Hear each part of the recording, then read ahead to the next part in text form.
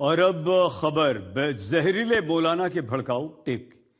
अपने विवादित बयानों से सुर्खियों में रहने वाले मौलाना जर्जिस अंसारी ने एक बार फिर से भगवा ब्रिगेड को भड़काने वाला बयान दिया है। मौलाना अंसारी ने भगवान श्री कृष्ण को इस्लाम धर्म से जोड़ दिया और भगवत गीता के एक श्लोक को तोड़ मरोड़ कर दावा किया कि भगवान श्री कृष्ण 5 वक्त के नमाजी थे, नमाज पढ़ा करते थे। मौलाना अंसारी यही नहीं रुके, यह भी कहा कि भगवान श्री राम भी इस्लाम धर्म के प्रचारक थे। भगवान श्री कृष्ण और भगवान श्री राम पर की गई मौलाना अंसारी की टिप्पणी के बाद साधु संतों के गुस्से का आलम कुछ ऐसा है कि वो 7वें आसमान पर है। हिंदू संगठन हिंदू धर्मगुरुओं की मांग है कि भड़काऊ मौलाना अंसारी के खिलाफ केस दर्ज किया जाए, मौलाना अंसारी को जेल भेजा जाए, क्योंकि मौलाना अंसारी की टिप्पणी हिंदू धर्म पर सीधा सीधा हमला है।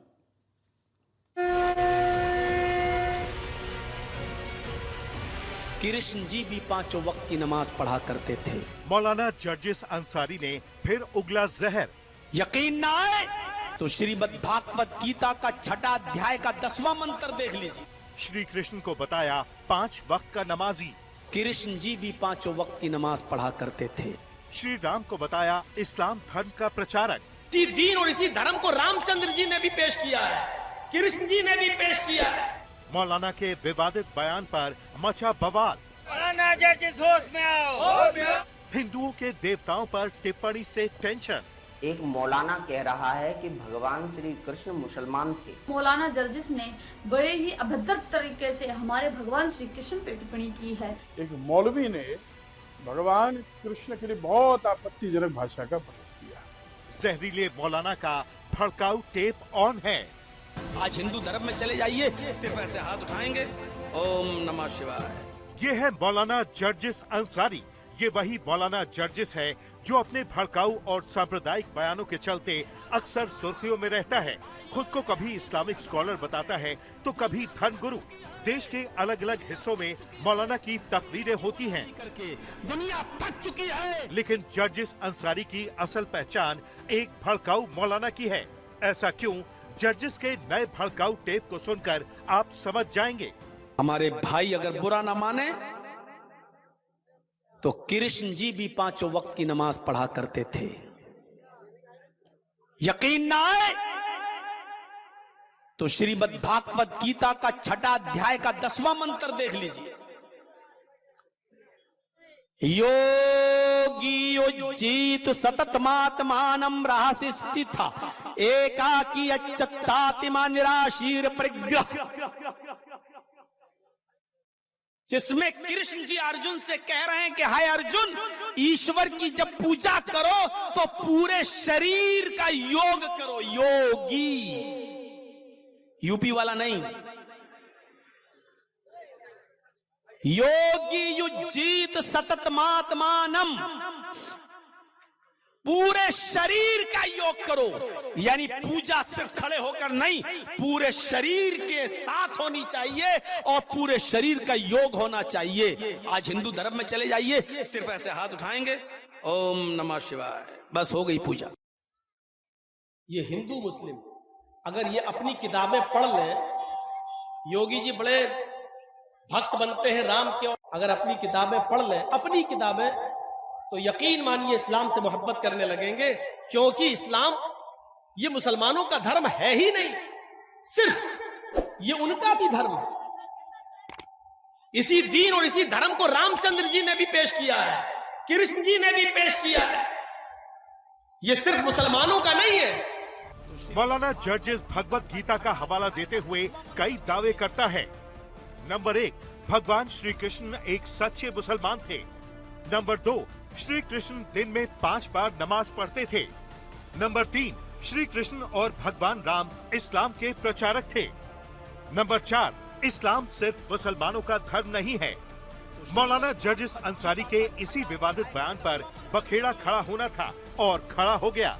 साधु संतों से लेकर हिंदू संगठनों ने मौलाना के खिलाफ मोर्चा खोल दिया। मौलाना जर्जिस मुर्दाबाद, मुर्दाबाद, मुर्दाबाद, मुर्दाबाद, मुर्दाबाद। हमारे भगवान श्री कृष्ण के लिए बयान दिया है कि हमारे भगवान श्री कृष्ण मुसलमान थे, 5 बार के नमाजी थे।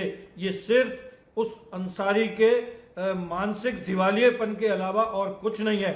मैं उत्तर प्रदेश सरकार में श्री योगी जी से ये निवेदन करूंगा कि जल्दी से जल्दी ऐसे व्यक्ति को गिरफ्तार कर इसको कड़ी से कड़ी सजा दिलाएं। एक मौलाना कह रहा है कि भगवान श्री कृष्ण मुसलमान थे, वो 5 वक्त की नमाज किया करते थे। अरे मौलाना, तुझे बिल्कुल अकल नहीं है कि भगवान श्री कृष्ण 5000 वर्ष पहले हुए थे, जहां मुस्लिम का एक तिनका भी नहीं था, मुस्लिम का नामो निशान नहीं था। बताया जा रहा है कि मौलाना जर्जिस का विवादित बयान 23 जून का है। झारखंड में एक तकरीर के दौरान मौलाना ने कृष्ण और राम को लेकर झूठा दावा किया था। बड़ी बात यह है कि अपने झूठे दावे को सही ठहराने के लिए मौलाना ने श्रीमद् भगवत गीता के 6ठे अध्याय के 10वें श्लोक का गलत अर्थ पेश किया। जैसे ही मौलाना का वीडियो सोशल मीडिया पर वायरल हुआ, लखनऊ में हिंदू महासभा के कार्यकर्ताओं ने मौलाना जर्जिस के खिलाफ तहरीर दी है। मांग यही है कि भड़काऊ मौलाना की जल्द से जल्द गिरफ्तारी हो।